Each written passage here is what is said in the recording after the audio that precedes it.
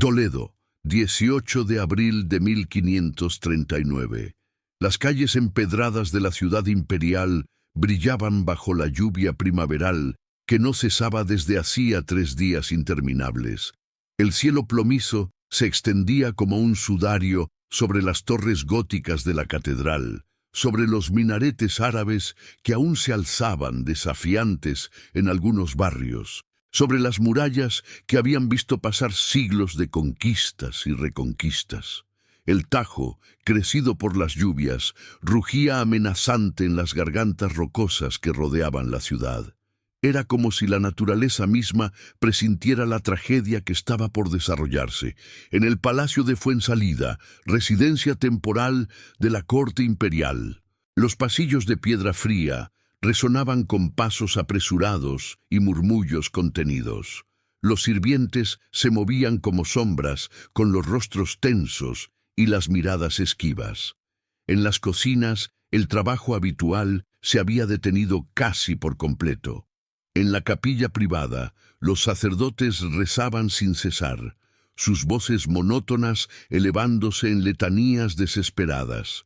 En los salones de estado, los consejeros esperaban noticias con expresiones sombrías, sabiendo que lo que ocurría en las habitaciones privadas de la emperatriz podría cambiar el destino del imperio. Isabel de Portugal, emperatriz del Sacro Imperio Romano Germánico y reina consorte de España, yacía en su lecho con el rostro pálido como la cera de los cirios que ardían en su aposento. A sus 35 años, su belleza legendaria, esa belleza que había hecho que Carlos V se enamorara de ella a primera vista en Sevilla 13 años atrás, se había marchitado bajo el peso implacable de 6 embarazos, años de soledad gobernando un imperio mientras el emperador atendía asuntos en lejanas tierras, y el desgaste físico y emocional que nadie en la corte se atrevía a mencionar en voz alta. Las ojeras violáceas enmarcaban sus ojos castaños, ojos que habían contemplado tanto esplendor como sufrimiento. Su piel, que los cortesanos comparaban con pétalos de rosa, ahora parecía pergamino translúcido estirado sobre los huesos. Los pómulos prominentes, que antes le daban un aire de nobleza, ahora sobresalían de manera casi esquelética.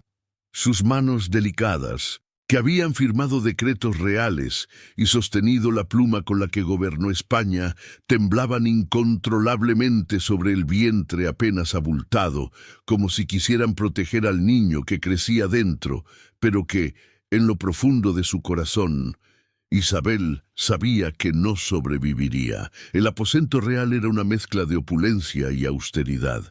Las paredes de piedra estaban cubiertas con tapices flamencos que representaban escenas bíblicas. David venciendo a Goliat, Judith decapitando a Holofernes, Esther intercediendo ante el rey. Todos ellos regalos de su esposo. Los muebles eran de madera de nogal tallada con el escudo imperial, el águila bicéfala de los Habsburgo entrelazada con las armas de Castilla y Aragón. Pero a pesar de toda esta magnificencia, había algo frío, algo desolado en la habitación.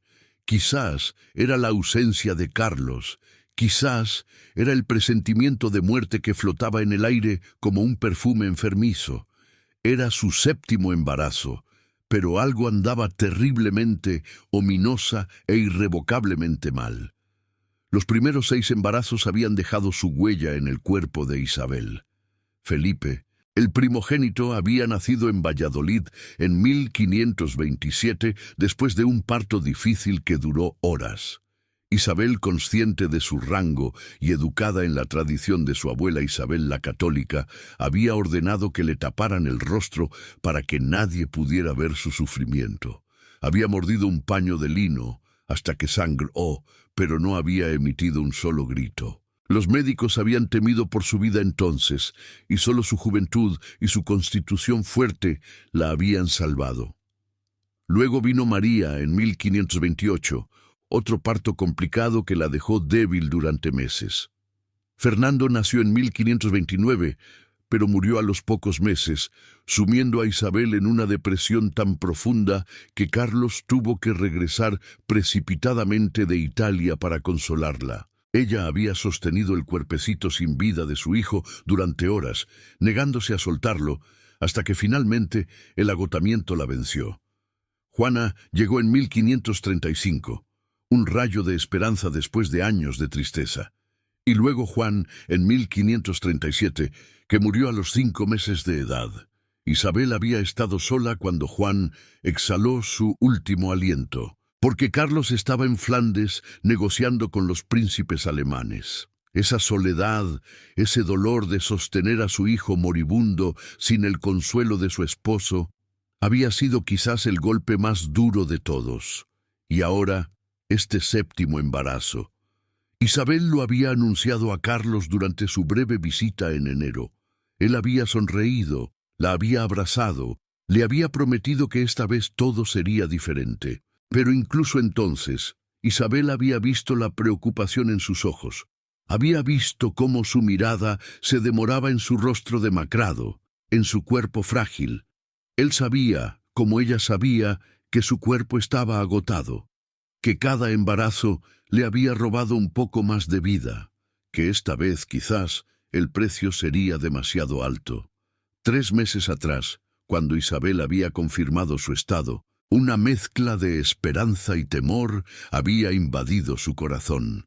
Carlos había regresado brevemente de sus campañas militares en el norte, y en esos escasos días juntos, apenas 2 semanas en total, la chispa del amor que los había unido 13 años atrás volvió a encenderse con una intensidad casi desesperada. Recordaba cada momento de esos días como si fueran joyas preciosas que guardaba en lo más profundo de su corazón.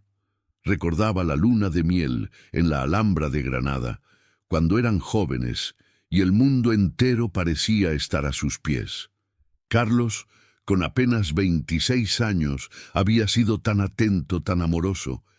Le había regalado las semillas de claveles rojos persas que ahora adornaban todos los jardines imperiales. Habían paseado por los patios moriscos bajo la luz de la luna. Habían hecho planes para el futuro. Habían soñado con una familia numerosa y un imperio en paz. Pero la realidad había sido muy diferente. Carlos era el emperador del territorio más vasto que Europa había conocido desde la caída de Roma. Sus dominios se extendían desde los Países Bajos hasta el sur de Italia, desde España hasta Austria, más las vastas posesiones en el Nuevo Mundo que seguían expandiéndose. Un imperio tan grande era imposible de gobernar desde un solo lugar, y Carlos estaba constantemente viajando, apagando incendios políticos, enfrentando amenazas militares, negociando con príncipes y papas. E Isabel se quedaba en España, gobernando en su nombre. Durante años había sido la regente de facto, tomando decisiones que afectaban a millones de personas, firmando decretos, negociando con las cortes, gestionando las finanzas del reino. Era un trabajo agotador, especialmente para una mujer en una época en que se esperaba que las mujeres se limitaran a dar a luz herederos y a bordar. Pero ahora Carlos estaba en Madrid, a apenas 2 jornadas de distancia a caballo, atendiendo asuntos de Estado que no podían esperar. Las tensiones con Francia habían escalado de nuevo. El rey Francisco I, eterno rival de Carlos, estaba movilizando tropas en la frontera. Había que tomar decisiones urgentes sobre alianzas, sobre el movimiento de ejércitos, sobre el oro que fluía desde las Américas y que financiaba las guerras interminables del imperio. E Isabel estaba sola. Otra vez. Como siempre. Las fiebres habían comenzado hacía exactamente 16 días. Isabel recordaba el momento exacto porque había estado redactando una carta al embajador en Roma, cuando sintió el primer escalofrío recorriéndole la espalda. Al principio fueron leves, casi imperceptibles. Un ligero malestar que atribuyó al cambio de tiempo, a la humedad que se filtraba por las piedras antiguas del palacio. Isabel acostumbrada al malestar de los embarazos, las náuseas matutinas, los mareos, la fatiga constante, no les dio mayor importancia. Había sobrevivido a 6 embarazos, sabía distinguir entre las molestias normales y algo más grave, o eso creía. Pero luego vinieron los escalofríos violentos que la sacudían hasta los huesos, haciéndola tiritar bajo las pieles y mantas de lana que sus damas de compañía amontonaban sobre ella. El sudor nocturno empapaba las sábanas de lino fino hasta dejarlas empapadas, obligando a cambiarlas 2, 3 veces por noche. Su piel ardía al tacto, pero por dentro sentía un frío glacial que ningún fuego podía aliviar. Y finalmente había llegado el dolor. No era el dolor sordo y constante de los primeros meses de embarazo, ese tirón en el bajo vientre que todas las mujeres conocían. No era tampoco el dolor de las contracciones que anunciaban un parto inminente. Era algo diferente, algo agudo, punzante, que la atravesaba como cuchillos de hielo, un dolor que la dejaba sin aliento, que le arrancaba gemidos involuntarios a pesar de su férrea determinación de no mostrar debilidad. Algo andaba terriblemente mal. En lo profundo de su ser, más allá del conocimiento médico limitado de la época, más allá de la esperanza desesperada de toda madre, Isabel lo sabía. Su cuerpo le estaba diciendo que este embarazo no llegaría a buen término, que el precio que había pagado por sus años de servicio al imperio, los embarazos constantes, el estrés del gobierno, la soledad que roía su espíritu como un cáncer silencioso, finalmente se estaba cobrando. Quirce de Toledo, la comadrona que había asistido a Isabel en sus últimos 3 partos, entró en la habitación con paso firme, pero el corazón acelerado por la preocupación. Era una mujer de unos 52 años, de manos curtidas por décadas de trabajo y mirada sabia que había visto nacer a más de 300 niños en su vida. Y también había visto morir a demasiadas madres. Su rostro, marcado por las arrugas de la experiencia, normalmente mostraba una calma profesional imperturbable. Pero hoy, cuando sus ojos se posaron en Isabel, algo en su expresión cambió. Se acercó al lecho con la reverencia debida a una emperatriz, pero también con la familiaridad de alguien que había compartido los momentos más íntimos y vulnerables de la vida de Isabel. Había estado presente cuando María nació, cuando el cuerpo de Isabel se desgarró y la sangre manchó las sábanas blancas. Había sostenido la mano de la emperatriz cuando Fernando murió. Había escuchado sus sollozos desconsolados. Había ayudado a traer a Juan al mundo, solo para ver cómo ese hermoso niño se marchitaba y moría meses después. Quirce conocía el cuerpo de Isabel tan bien como cualquier médico, quizás mejor. Y lo que estaba viendo ahora la aterrorizaba. Con manos expertas pero gentiles, examinó a la emperatriz. Palpó el vientre, notando la rigidez anormal. Observó el color de la piel, la textura, la temperatura. Escuchó la respiración entrecortada, vio el pulso acelerado en el cuello, y cuando sus dedos exploraron más profundamente, sintió algo que hizo que un escalofrío le recorriera la espalda. La posición del feto era completamente incorrecta para 3 meses de embarazo. El sangrado, aunque no abundante, tenía un olor enfermizo que reconoció de inmediato, el olor de la infección, de la carne que se pudre desde dentro. Y lo más alarmante de todo, el tamaño del útero no correspondía con lo que debería ser. Era demasiado pequeño, o quizás demasiado irregular.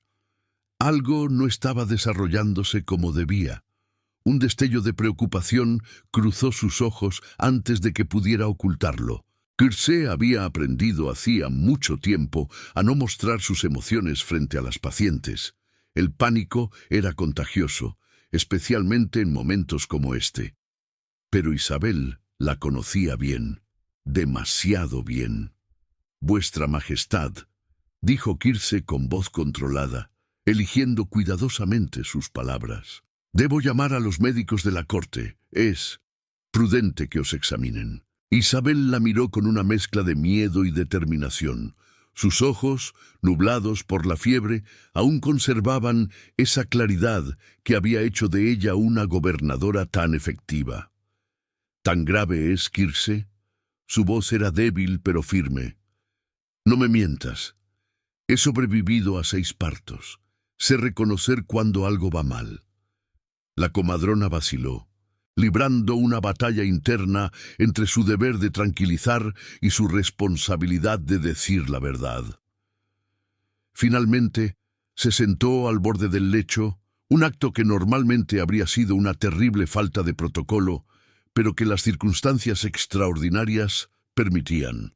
«Majestad», comenzó con suavidad, «en todos mis años de experiencia he aprendido a leer las señales que el cuerpo de una madre nos da. Y vuestro cuerpo me está diciendo cosas que me preocupan profundamente. Habla con claridad, Kirse», ordenó Isabel. «No soy una doncella asustada, soy la emperatriz. Dime la verdad». Kirse respiró hondo. El sangrado irregular, la posición. La posición del niño no es normal, la fiebre que no cede a pesar de las sangrías y las infusiones. Vuestra debilidad extrema. Y, vaciló de nuevo, y algo más que no puedo explicar con palabras, pero que mi instinto me grita después de 30 años haciendo este trabajo. «Tu instinto te dice que voy a perder este niño», completó Isabel. No era una pregunta. «Sí, Majestad», admitió Kirse con pesar. «Y me temo que el peligro no es solo para el niño. Es necesario que los doctores Alfaro y Villalobos os vean. El emperador debe ser informado de inmediato». Isabel cerró los ojos, sintiendo cómo las lágrimas se acumulaban debajo de los párpados. No lloró, no todavía. Había aprendido hacía mucho tiempo que las emperatrices no tenían el lujo de llorar cuando otros las observaban. Las lágrimas eran para la oscuridad de la noche cuando estaba sola con su dolor. «¿Y si el niño nace malformado?», preguntó súbitamente abriendo los ojos. «Si algo sale terriblemente mal, ¿ha pasado antes?». Kirse se sorprendió por la pregunta.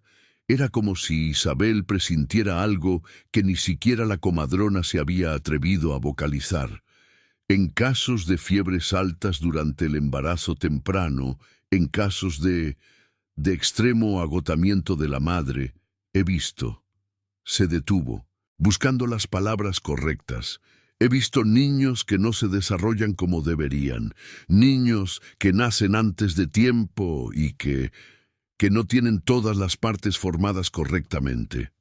«Entiendo», dijo Isabel suavemente. «Llama a los médicos, Kirse, pero con discreción. No quiero alarmar a la corte innecesariamente. Los rumores vuelan en estos pasillos más rápido que las palomas mensajeras. Y ya tenemos suficientes enemigos buscando signos de debilidad en el imperio». Mientras Kirse salía de la habitación, Isabel dirigió su mirada hacia la ventana. Desde su lecho podía ver las torres de la Catedral de Toledo recortándose contra el cielo gris. Había gobernado estos reinos durante los largos años de ausencia de Carlos. Había tomado decisiones que afectaban a millones de súbditos. Había enfrentado rebeliones, crisis económicas y las constantes amenazas del Imperio Otomano. Pero ahora enfrentaba algo contra lo que ningún ejército podía luchar, su propio cuerpo debilitado, traicionándola cuando más necesitaba ser fuerte. Los doctores Alfaro y Villalobos llegaron 2 horas después, con sus ropajes negros de académicos y sus rostros adustos. Tras examinar a Isabel con la mayor delicadeza posible, siempre conscientes de que tocaban a la emperatriz del Sacro Imperio, intercambiaron miradas preocupadas. «Majestad», comenzó Alfaro, el mayor de los dos, un hombre de cabellos grises y voz grave, «vuestra condición es delicada. el niño viene antes de tiempo, y vuestro cuerpo está debilitado por las fiebres. ¿Sobrevivirá el niño?, preguntó Isabel directamente. Un silencio pesado llenó la habitación. Villalobos, un hombre más joven pero igualmente experimentado, se adelantó. Es prematuro hacer pronósticos, Majestad, pero debemos ser honestos con vos. Las señales no son favorables. El embarazo está apenas en el 3er mes, quizá entrando al 4. Si el parto se precipita ahora. No terminó la frase. No era necesario. Isabel había perdido 2 hijos antes. Fernando, que murió a los pocos meses de nacer, y Juan, que falleció con apenas 5 meses de vida. Conocía bien el dolor de sostener en brazos un cuerpecito inmóvil, de escuchar el silencio donde debería haber llanto. ¿Y yo?, preguntó con una calma que sorprendió a los médicos. Alfaro y Villalobos intercambiaron otra mirada. «Vuestra Majestad ha sufrido mucho en estos años», dijo Alfaro cuidadosamente. «Los continuos embarazos, las responsabilidades del gobierno, las ausencias del emperador, todo ello ha mermado vuestra salud. Si el parto se complica». «Entiendo», cortó Isabel. No necesitaba que le dijeran lo que ya sabía. Sentía cómo su cuerpo cedía, cómo las fuerzas la abandonaban día tras día. «Debemos informar al emperador de inmediato», insistió Villalobos. «Su Majestad debe estar aquí». «No», la voz de Isabel fue firme. «Carlos tiene asuntos urgentes en Madrid. La amenaza francesa no puede esperar. Yo he gobernado este imperio durante sus ausencias. Puedo enfrentar esto también». Era una mentira valiente, y todos en la habitación lo sabían. Pero Isabel de Portugal, nieta de los reyes católicos, educada para ser reina, no mostraría debilidad. No ahora. No cuando cada gesto suyo se convertiría en un susurro en los pasillos, en una carta cifrada enviada a cortes extranjeras, en un símbolo de la supuesta fragilidad del imperio español. Los médicos se retiraron dejando instrucciones estrictas a Quirse, sangrías moderadas para bajar la fiebre, infusiones de hierbas para fortalecer el útero, reposo absoluto, oraciones constantes. Cuando quedó sola, Isabel permitió que las lágrimas silenciosas rodaran por sus mejillas. Pensó en sus hijos. Felipe, el heredero de 12 años que ya mostraba la seriedad y el peso de su futuro reinado. María, de 11 años, inteligente y piadosa, y la pequeña Juana, de apenas 4 años, que aún corría por los pasillos del palacio con risas inocentes. Los volvería a ver, y pensó en Carlos, su primo, su esposo, su emperador, el hombre que había amado desde el primer momento en que se vieron, 2 horas antes de la boda en Sevilla, 13 años atrás. El hombre cuyas constantes ausencias la habían sumido en una soledad que ninguna corona podía aliviar. Lo volvería a abrazar. Afuera, la lluvia seguía cayendo sobre Toledo, y en los pasillos del palacio de Fuensalida los cortesanos comenzaban a murmurar. La emperatriz estaba enferma, muy enferma, y el emperador estaba lejos. La historia que estaba por desarrollarse cambiaría para siempre la memoria de Isabel de Portugal, pero también sellaría su destino de una manera que nadie podría haber imaginado. En la capilla del palacio, Francisco de Borja, duque de Gandía y caballerizo mayor de la emperatriz, se arrodilló ante el altar. Era un hombre de 30 años, noble, culto y profundamente devoto. Había servido a Isabel con lealtad inquebrantable, admirando no solo su belleza, que era legendaria, sino también su inteligencia, su coraje y su capacidad para gobernar. Rezaba por ella ahora, con una intensidad que rayaba en la desesperación. No sabía que sus oraciones serían insuficientes. No sabía que lo que estaba por venir lo marcaría tanto que años después renunciaría a todos los placeres terrenales y se uniría a una nueva orden religiosa que apenas comenzaba a formarse, la Compañía de Jesús. No sabía que el horror silencioso que se gestaba en las entrañas de la emperatriz cambiaría su vida para siempre. Madrid, mismo día, horas después. El correo imperial galopó sin descanso por el camino embarrado que unía Toledo con Madrid. Su caballo, cubierto de espuma y sudor, casi colapsó al llegar al palacio donde residía temporalmente el emperador Carlos V. El mensajero desmontó de un salto, con las ropas empapadas por la lluvia incesante, y fue conducido de inmediato ante la presencia imperial. Carlos I de España y V de Alemania estaba en su despacho privado, rodeado de mapas, cartas diplomáticas y consejeros.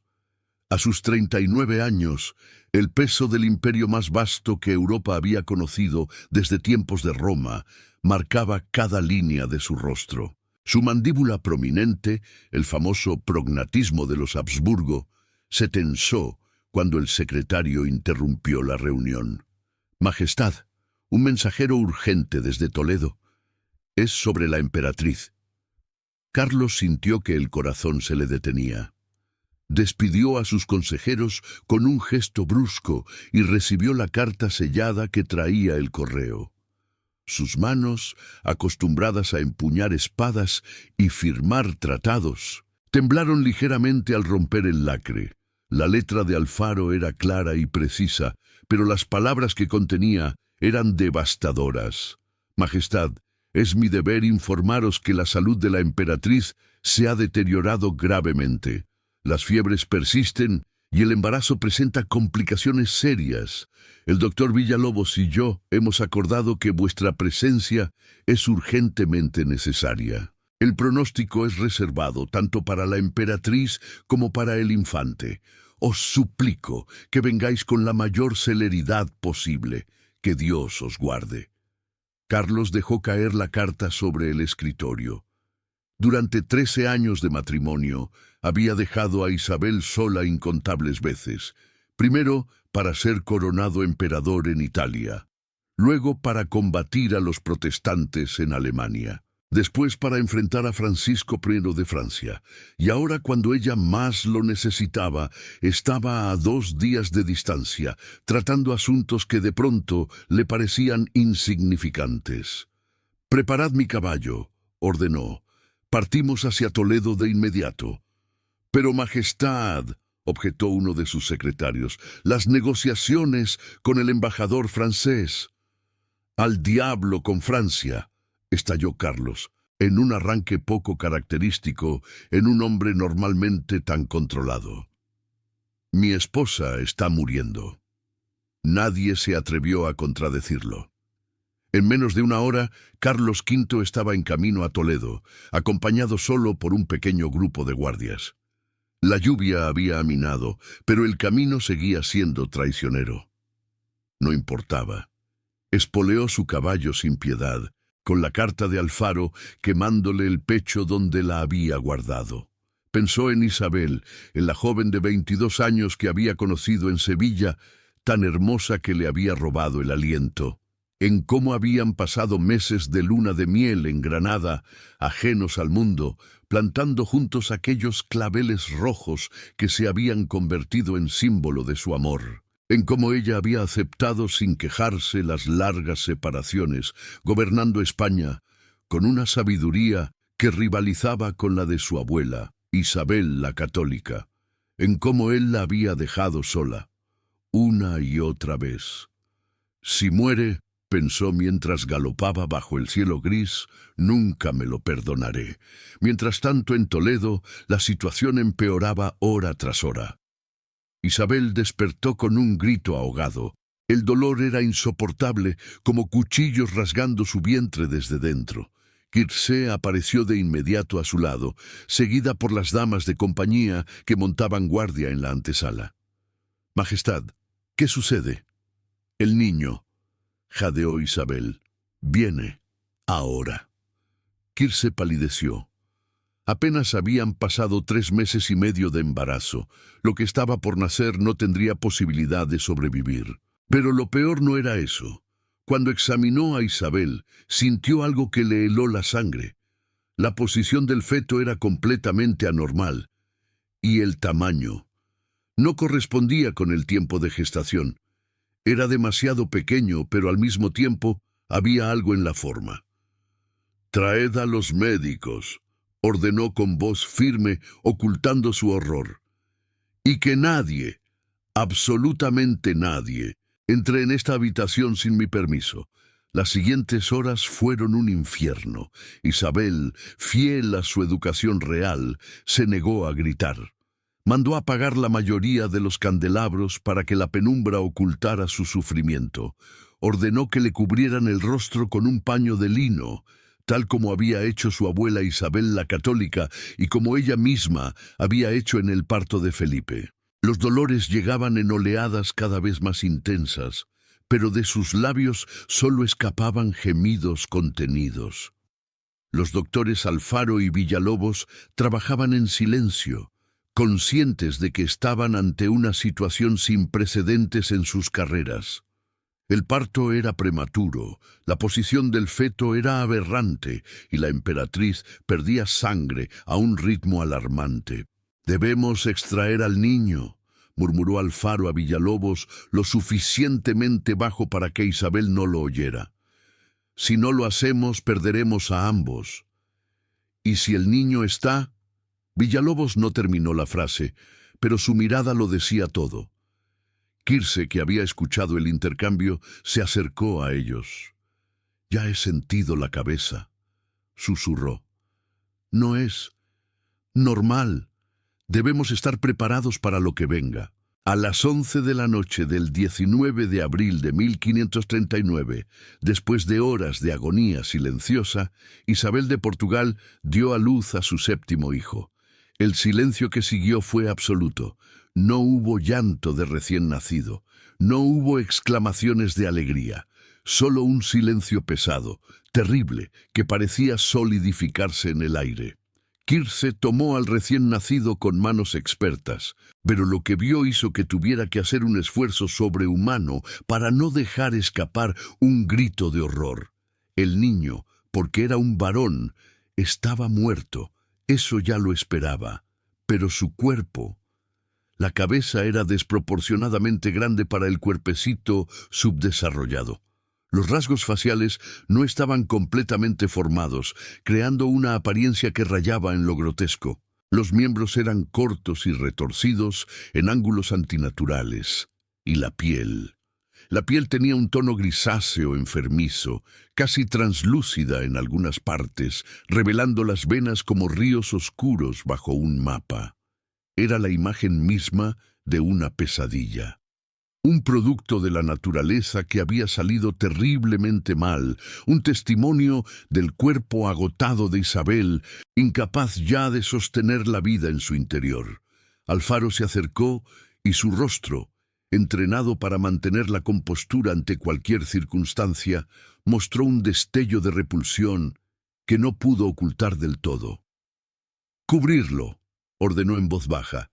De inmediato, Kirse envolvió al niño muerto en sábanas de lino, ocultando completamente su forma. Villalobos se acercó a Isabel, que yacía exhausta sobre el lecho ensangrentado, el paño aún cubriendo su rostro. «Majestad», dijo con voz suave, «el niño ha nacido muerto. Lo lamento profundamente». Bajo el paño, Isabel cerró los ojos. Las lágrimas empaparon la tela. «¿Era varón?», preguntó con voz quebrada. «Sí, Majestad, quiero verlo». Los tres, Kirse, Alfaro y Villalobos, intercambiaron miradas de horror. «Majestad», intervino Kirse con la voz más dulce que pudo, «no es aconsejable. El niño. El parto fue muy difícil y... He dicho que quiero verlo». La voz de Isabel era débil, pero firme. «Es mi hijo. Tengo derecho a verlo». Hubo un momento de indecisión. Finalmente, fue Alfaro quien tomó la palabra con una autoridad que solo un médico de su experiencia podía ejercer. Majestad, como vuestro médico personal, debo aconsejaros en contra de ello. El niño nació muy prematuramente y su apariencia podría causaros una impresión muy fuerte en vuestro estado debilitado. Por favor, confiad en mi criterio profesional. Isabel quiso protestar, pero otra oleada de dolor la recorrió. Estaba perdiendo demasiada sangre. Podía sentir cómo la vida se le escapaba con cada latido. Kirse, susurró, prométeme que lo tratarás con dignidad. Os lo prometo, Majestad, respondió la comadrona, con lágrimas en los ojos. Mientras Isabel se hundía en un sueño febril, Kirse, Alfaro y Villalobos se reunieron en un rincón de la habitación. Todos estaban pálidos, choqueados por lo que habían presenciado. «Esto debe mantenerse en secreto absoluto», dijo Alfaro con voz grave. «Si se supiera la verdadera naturaleza de lo que nació, las consecuencias para la reputación de la emperatriz, de la familia imperial, serían catastróficas».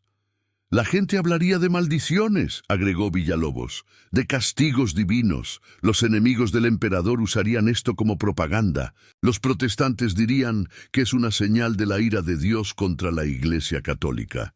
Kirse asintió gravemente. «¿Qué hacemos entonces?» «El niño debe ser enterrado de inmediato», decidió Alfaro. «Sin ceremonia, sin testigos. Y en los registros oficiales se anotará simplemente que la emperatriz dio a luz a un varón muerto, de parto prematuro. Nada más. Nadie debe saber jamás la verdad sobre su apariencia». «¿Y la emperatriz?», preguntó Villalobos. Los tres miraron hacia la cama, donde Isabel yacía inconsciente, su pecho subiendo y bajando con respiraciones cada vez más débiles. «Rezad», dijo Alfaro simplemente. «Es todo lo que podemos hacer ahora». En ese momento, la puerta se abrió de golpe. Francisco de Borja entró con el rostro descompuesto por la preocupación. «¿Cómo está la emperatriz?». Alfaro se interpuso entre él y la cama. «Grave, duque, muy grave. El parto ha sido extremadamente difícil». «¿Y el niño?». «Muerto», respondió Kirse simplemente. «Un varón. Nació antes de tiempo». Francisco hizo la señal de la cruz. Sus ojos se posaron en el bulto envuelto en sábanas en un rincón de la habitación. «Permitidme. Quisiera rezar por él». «No», la voz de Alfaro fue cortante. «El cuerpo debe ser preparado para el entierro inmediatamente. Es protocolo en estos casos». Francisco frunció el ceño. Había algo extraño en la manera en que los tres lo miraban, como si ocultaran algo. Pero antes de que pudiera insistir, un gemido de Isabel lo distrajo. La emperatriz había despertado, y la fiebre era ahora peor que nunca. Su piel ardía al tacto, y delirios confusos escapaban de sus labios. «Carlos, los claveles rojos, Granada, perdóname, el niño, Dios mío, el niño». Francisco se arrodilló junto a la cama, tomando suavemente la mano de Isabel. «Estoy aquí, Majestad. El emperador viene en camino. Resistid, os lo suplico». Pero en el fondo de su corazón, Francisco sabía que Isabel no sobreviviría mucho más. Y en el rincón de la habitación, el bulto envuelto en sábanas guardaba un secreto que la historia nunca conocería del todo. Un secreto que sería enterrado junto con el cuerpo malformado de un niño que nunca tuvo la oportunidad de vivir. Toledo, 20 de abril de 1539, madrugada. Las campanas de la catedral tocaron a muerto cuando las primeras luces del alba apenas comenzaban a teñir el cielo. No por el niño sin nombre, cuyo cuerpo ya había sido envuelto en un sudario y preparado para el entierro secreto, sino porque corrió la voz de que la emperatriz Isabel estaba agonizando. Carlos V había cabalgado toda la noche sin descanso, cambiando de montura 3 veces en su carrera desesperada desde Madrid. Llegó al palacio de Fuensalida con las primeras luces del día, cubierto de barro y sudor, los ojos inyectados de sangre por la falta de sueño. No se detuvo a cambiarse de ropa ni a lavarse. Subió las escaleras de 2 en 2 y irrumpió en la habitación de Isabel como un vendaval. Lo que vio lo dejó petrificado. Su esposa, la mujer más bella que había conocido, yacía en el lecho como un espectro. Su piel, antes del color de las rosas, era ahora de un blanco cerúleo. Los labios, antes rojos y carnosos, se habían vuelto violáceos. El cabello castaño claro, que solía brillar como el oro al sol, colgaba lacio y opaco sobre la almohada empapada de sudor. Estaba tan delgada que parecía que el viento podría llevársela. «Isabel», susurró Carlos, cayendo de rodillas junto a la cama. Los ojos de ella se abrieron lentamente, nublados por la fiebre pero aún conscientes. Una sonrisa débil curvó sus labios. «Viniste». Su voz era apenas un susurro. «Sabía que vendrías». «Perdóname». Las lágrimas corrieron libremente por el rostro del emperador, el hombre más poderoso del mundo cristiano, reducido a un esposo destrozado. «Perdóname por no haber estado aquí, por todas las veces que te dejé sola, por...» «Shh». Isabel levantó una mano temblorosa y la posó sobre la mejilla de Carlos. «Hiciste lo que debías. Eres el emperador. Tu deber es con el imperio. Mi deber era contigo», sollozó Carlos. «Siempre debió ser contigo». Durante las siguientes horas, Carlos no se movió de su lado. Los médicos entraban y salían, aplicando cataplasmas, sangrías, ungüentos y oraciones, pero todos sabían que era inútil. La infección puerperal, ese asesino silencioso que se cobraba incontables vidas de madres en la época, había hecho presa de Isabel. Su cuerpo, debilitado por años de embarazos y las responsabilidades del gobierno, simplemente no tenía fuerzas para combatir.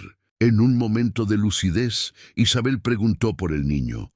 «¿Dónde está? Quiero que lo entierren junto a sus hermanos. Quiero que tenga un nombre». Carlos miró a los doctores Alfaro y Villalobos, que permanecían en una esquina de la habitación. Algo en sus expresiones le alertó. Había secretos en esos ojos, secretos que no querían revelar. «Será como desees, mi amor», mintió Carlos suavemente. «El niño descansará con honor». Pero cuando Isabel volvió a sumirse en un sueño febril, Carlos se levantó y enfrentó a los médicos en el pasillo. «Decidme la verdad», exigió. «¿Qué sucedió realmente con el niño?» Alfaro y Villalobos intercambiaron miradas. Finalmente Alfaro habló en voz baja, apenas audible. «Majestad, el niño nació muy prematuro. Su cuerpo no se desarrolló correctamente. Era mejor que la emperatriz no lo viera». «¿Qué queréis decir?» Villalobos se acercó más, bajando aún más la voz. El cuerpo del infante presentaba malformaciones severas. No tenía forma humana completa. Creemos que es el resultado del agotamiento extremo del cuerpo de la emperatriz. Los múltiples embarazos, las fiebres, la tensión del gobierno. Todo contribuyó. Carlos sintió que el mundo se tambaleaba bajo sus pies. Apoyó una mano en la pared de piedra para no caer. «¿Dónde está el cuerpo?» «Ya ha sido enterrado, Majestad», respondió Alfaro rápidamente. «En secreto, como corresponde en estos casos. Pensamos que era mejor así, para proteger la memoria de la emperatriz y del imperio. ¿Quién más lo sabe? Solo nosotros dos, la comadrona Quirce y las 2 sirvientas que ayudaron en el parto. Todas han jurado silencio bajo pena de muerte». Carlos asintió lentamente. Entendía la necesidad del secreto. En una época donde todo se interpretaba como señales divinas, donde los enemigos del imperio buscaban cualquier excusa para atacar, la noticia de que la emperatriz había dado a luz una criatura malformada sería devastadora. Los protestantes dirían que era el juicio de Dios contra la Iglesia Católica. Los franceses lo usarían para sembrar rumores de que la línea de los Habsburgo estaba maldita. Los turcos lo verían como una señal de debilidad. No. El secreto debía mantenerse. Por el bien del imperio, por el bien de la memoria de Isabel. Que así sea, dijo finalmente. Pero quiero que destruyáis cualquier registro. Que no quede rastro escrito. Oficialmente, Isabel dio a luz a un varón muerto de parto prematuro. Nada más. ¿Entendido? Sí, Majestad. Carlos regresó a la habitación de Isabel, donde ella despertaba de nuevo. Durante los siguientes días, permaneció a su lado cada minuto, negándose a atender asuntos de Estado, negándose incluso a comer o dormir. Sostenía su mano, le hablaba con dulzura, le recordaba sus días felices en Granada. En sus momentos de lucidez, Isabel hablaba de sus hijos. Felipe será un gran rey, decía con orgullo. Es serio, dedicado, pero recuérdale que debe ser también compasivo. Un rey debe amar a su pueblo tanto como a su poder. Se lo diré, prometía Carlos. Y María, mi dulce María, es tan inteligente, asegúrate de que reciba la mejor educación. Las mujeres también deben ser sabias, lo haré. Y Juana, mi pequeña Juana. Las lágrimas corrían por las mejillas de Isabel. No la dejes sola, Carlos. No la dejes sentir la soledad que yo sentí. Por favor. Nunca, juró Carlos besando su mano. Nunca estarán solos, te lo prometo. Isabel también habló de sus remordimientos, de las decisiones que había tomado como gobernadora que la atormentaban, de las ejecuciones que había ordenado, de las alianzas que había forjado, del peso terrible de la corona que nunca había buscado, pero que había llevado con dignidad. ¿Fui una buena emperatriz?, preguntó una noche con la voz quebrada. Fuiste la mejor, respondió Carlos sin dudar. Gobernaste con sabiduría y justicia. El imperio te debe más de lo que nunca podrá pagar, y yo te debo todo. El 1 de mayo de 1539, después de 11 días de agonía, Isabel de Portugal entreabrió los ojos por última vez. Carlos estaba junto a ella, sosteniendo su mano. También estaban presentes el confesor de la emperatriz, algunas de sus damas de compañía más cercanas, y Francisco de Borja, que había montado guardia incansable fuera de la habitación. «Carlos», susurró Isabel, «estoy aquí, mi amor». «¿Los claveles aún florecen en Granada?» «Sí», respondió Carlos con la voz quebrada.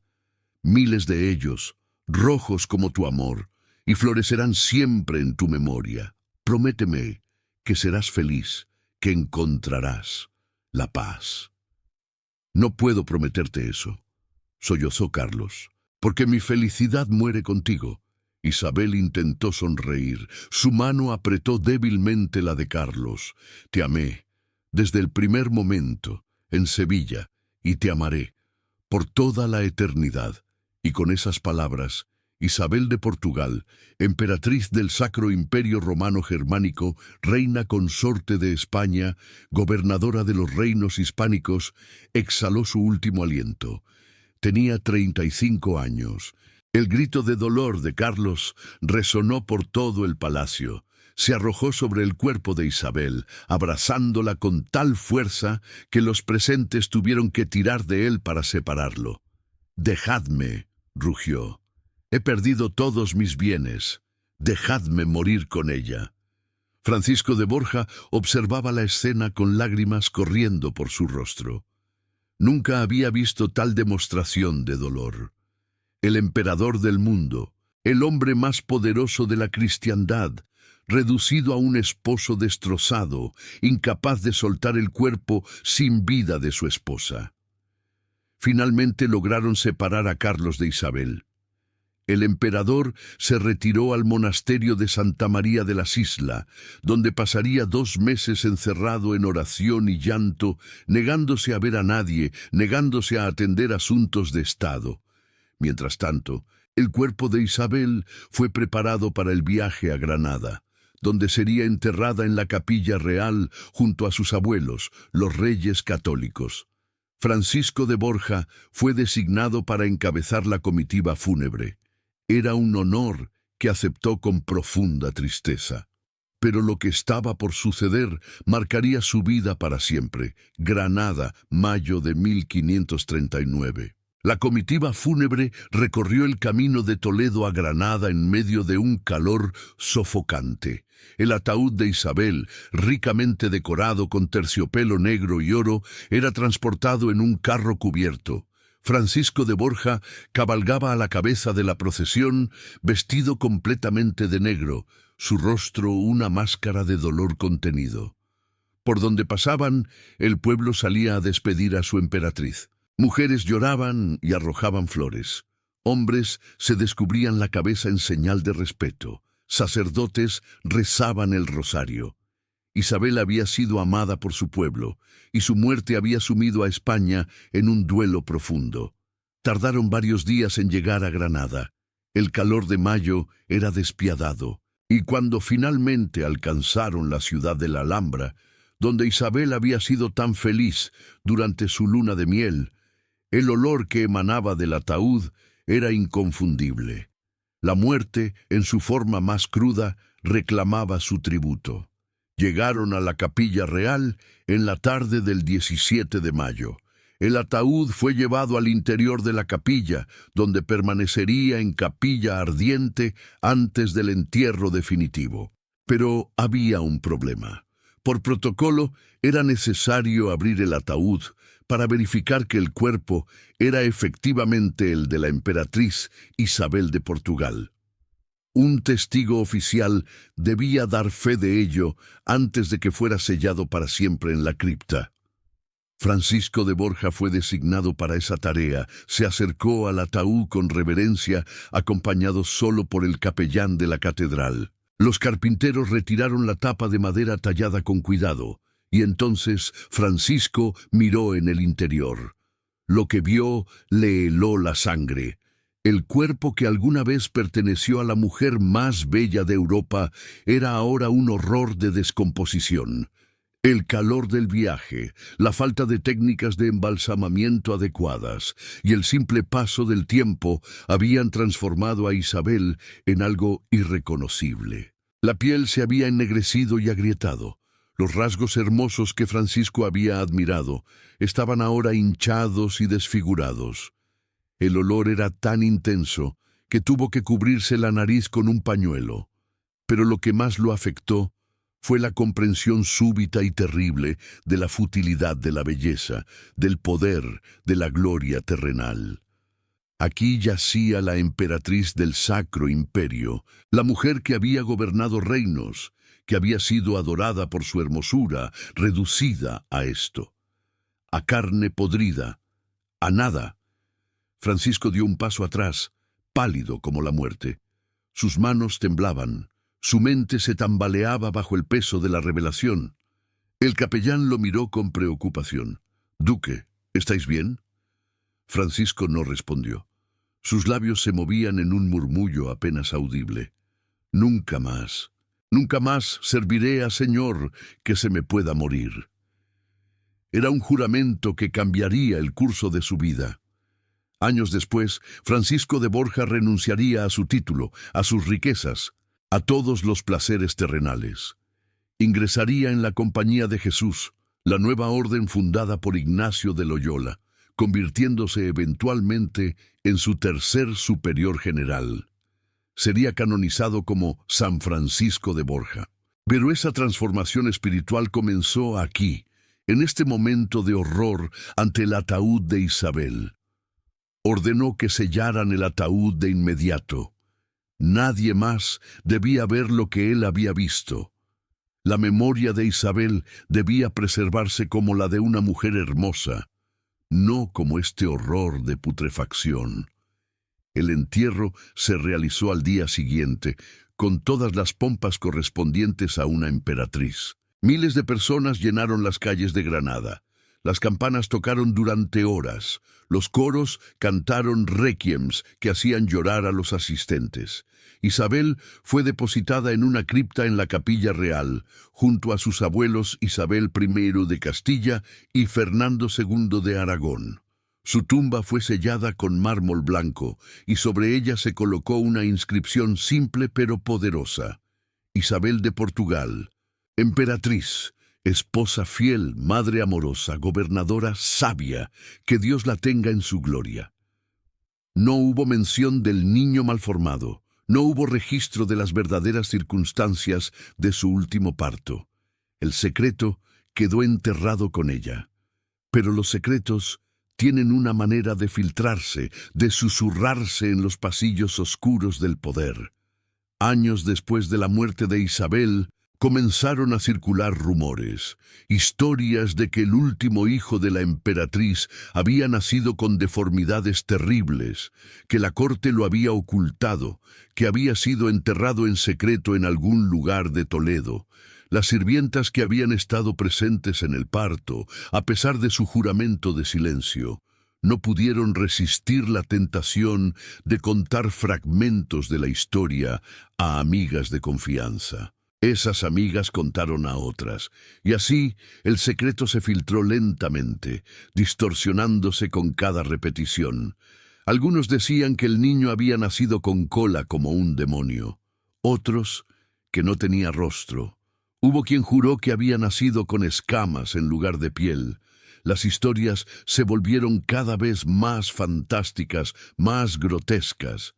Pero la verdad era menos sobrenatural y más trágica. El niño simplemente había sido el producto de un cuerpo agotado, de una madre que había dado demasiado, que había sufrido demasiado. Era un recordatorio cruel de los límites de la carne humana, incluso la carne real. Quirce de Toledo, la comadrona, llevó el secreto a su tumba. Nunca volvió a hablar de esa noche, pero quienes la conocían decían que algo en ella cambió después del parto de Isabel. Se volvió más reservada, más sombría. Dejó de asistir partos de la nobleza y se dedicó a ayudar a las mujeres pobres de Toledo, como si quisiera expiar algún pecado. Los doctores Alfaro y Villalobos escribieron en sus registros médicos privados que la emperatriz había muerto de fiebres puerperales tras un parto prematuro de un varón muerto. No hubo descripción del estado del niño, no hubo detalles, solo esa línea seca y clínica. Cuando Carlos V finalmente salió de su retiro en el monasterio de las Islas, era un hombre cambiado. El dolor de perder a Isabel lo había transformado. Se vistió de negro riguroso por el resto de su vida, un luto perpetuo. Nunca volvió a casarse, a pesar de las presiones de sus consejeros para que tomara una nueva esposa que pudiera darle más herederos. «Mi esposa fue Isabel», decía simplemente cuando le preguntaban. «Y mi esposa sigue siendo Isabel, aunque esté en el cielo». Se dedicó con renovada intensidad a sus deberes como emperador, pero algo en su espíritu estaba roto. Las largas separaciones de Isabel, que una vez había justificado como necesarias para el imperio, ahora le parecían el mayor error de su vida. En 1556, enfermo y cansado, Carlos V abdicó. Dividió su imperio entre su hermano Fernando, que heredó las tierras de los Habsburgo y el título de emperador del Sacro Imperio, y su hijo Felipe, que heredó España y sus territorios. Se retiró al monasterio de Yuste, en Extremadura, donde pasó sus últimos años en oración y contemplación. Lo primero que hizo al llegar fue colgar en su celda austera el retrato de Isabel que Tiziano había pintado años atrás. Pasaba horas mirando ese retrato, recordando a la joven de 22 años que había conocido en Sevilla, la mujer que lo había amado incondicionalmente, la reina que había gobernado su imperio con sabiduría. La madre que había criado a sus hijos con dedicación, la esposa que había muerto sola, mientras él atendía asuntos de Estado que ahora le parecían insignificantes. El 21 de septiembre de 1558, Carlos V murió en Yuste. Tenía 58 años. Sus últimas palabras fueron una oración por el alma de Isabel, y entre sus manos sostenía el mismo crucifijo que Isabel había sostenido al morir 19 años atrás. Felipe II, que era ahora el rey de España, ordenó el traslado de los restos de ambos padres al nuevo monasterio de El Escorial, que estaba construyendo. En 1574, los cuerpos de Carlos e Isabel fueron exhumados de sus tumbas originales y llevados en una procesión solemne a su lugar de descanso final. Fueron depositados juntos en el Panteón Real, directamente bajo el altar mayor de la basílica. Por fin estaban unidos de nuevo, en la muerte, como nunca lo habían estado completamente en vida debido a las constantes separaciones. Y en cuanto al niño sin nombre, el séptimo hijo de Isabel, aquel cuyo cuerpo malformado había sido enterrado en secreto en algún lugar de Toledo. Su tumba se perdió en el tiempo. No hubo lápida que lo marcara. No hubo registro oficial de su existencia. Ni siquiera un nombre para recordarlo. Se convirtió en un fantasma de la historia, un secreto susurrado, una tragedia oculta detrás del esplendor de la corte imperial. Pero quizás, en cierta forma, ese anonimato fue una misericordia, libre de las cargas de la historia, de los juicios de la posteridad, de las especulaciones y los rumores. Ese niño simplemente descansa, un recordatorio silencioso de que incluso los imperios tienen sus límites, que incluso las emperatrices son mortales, que incluso el amor más grande no puede proteger contra la crueldad del destino.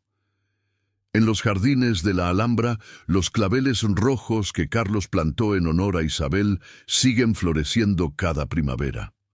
Son testigos mudos de un amor que trascendió la muerte, de una tragedia que marcó una época, de secretos que el tiempo no ha podido borrar completamente. Y si uno escucha con atención en las noches tranquilas, cuando el viento sopla suavemente entre las columnas de la Alhambra, casi se puede escuchar el eco de una voz femenina, dulce y melancólica, cantando una nana para un niño que nunca tuvo la oportunidad de escucharla. Isabel de Portugal, la emperatriz del clavel rojo, la gobernadora sabia, la esposa fiel, descansa ahora junto a su amado Carlos, y su historia, de amor, de soledad, de sacrificio y de un secreto terrible que se llevó a la tumba, permanece como un recordatorio de que la grandeza tiene un precio que a menudo se paga en sufrimiento silencioso. El imperio que ella ayudó a gobernar eventualmente caería. Las coronas que llevó serían heredadas y perdidas. Los palacios donde vivió se convertirían en museos, pero la esencia de Isabel, su coraje, su dedicación, su amor incondicional, permanece en las páginas de la historia. Una emperatriz que gobernó con la cabeza, amó con el corazón y sufrió en silencio las cargas que la grandeza impone, y en algún lugar bajo las piedras antiguas de Toledo, quizás en el jardín de un convento olvidado o bajo los cimientos de una iglesia demolida hace siglos, yace enterrado el pequeño cuerpo de un niño sin nombre, el último hijo de Isabel. El secreto que la corte ocultó con tanto cuidado. Su existencia fue breve, apenas unos momentos fuera del vientre materno antes de que la muerte lo reclamara. Su apariencia fue tan perturbadora que quienes lo vieron juraron nunca hablar de ello. Su destino fue el anonimato absoluto. Pero fue, después de todo, un hijo de emperadores. Llevaba en sus venas malformadas la sangre de los Habsburgo y de los Trastámara. Era hermano de Felipe II, el rey bajo cuyo reinado nunca se pondría el sol. Era nieto de Juana la Loca y Felipe el Hermoso, bisnieto de los reyes católicos. Y aunque el mundo nunca lo conoció, aunque su nombre nunca fue pronunciado, aunque su existencia fue borrada de los registros oficiales, fue, en su breve y trágica existencia, un testimonio del precio humano del poder. Porque detrás de cada corona hay lágrimas no derramadas. Detrás de cada imperio hay sacrificios silenciosos. Y detrás de cada emperatriz hay una mujer que amó, sufrió y finalmente murió, como mueren todos los mortales. Isabel de Portugal vivió 35 años, gobernó un imperio durante más de una década, dio a luz 6 hijos que sobrevivieron su infancia, y llevó el peso de un secreto que habría destrozado su reputación si se hubiera conocido. Murió sola, en una habitación oscura de un palacio en Toledo, mientras el emperador, a quien amaba, galopaba desesperadamente para alcanzarla. Murió sabiendo que su último hijo había nacido muerto, pero sin saber nunca la verdadera naturaleza de esa pequeña criatura que su cuerpo agotado había producido. Y quizás eso fue, después de todo, una misericordia. La historia la recuerda como la emperatriz del clavel rojo, como la gobernadora sabia, como la esposa fiel, como la madre amorosa, que así sea recordada, porque merece ser recordada por su vida, no por la tragedia de su muerte. Y el niño sin nombre, el secreto que la corte ocultó, duerme su sueño eterno en algún rincón olvidado de Toledo, sin lápida, sin nombre, sin memoria. Pero no sin importancia, porque su breve existencia nos recuerda que la historia que conocemos es sólo la superficie, que bajo las fechas y los nombres y los grandes acontecimientos hay tragedias personales, secretos guardados y sufrimientos que nunca fueron registrados. Nos recuerda que los emperadores y las emperatrices son, al final, solo personas. Personas que aman y sufren y mueren como todos los demás, y nos recuerda que la verdad, por más que intentemos ocultarla, siempre encuentra una manera de filtrarse a través de las grietas del tiempo. Esta es la historia de Isabel de Portugal, una historia de amor y pérdida, de poder y sacrificio, de grandeza y tragedia. Una historia que España nunca olvidó del todo, pero que tampoco contó completamente, hasta ahora.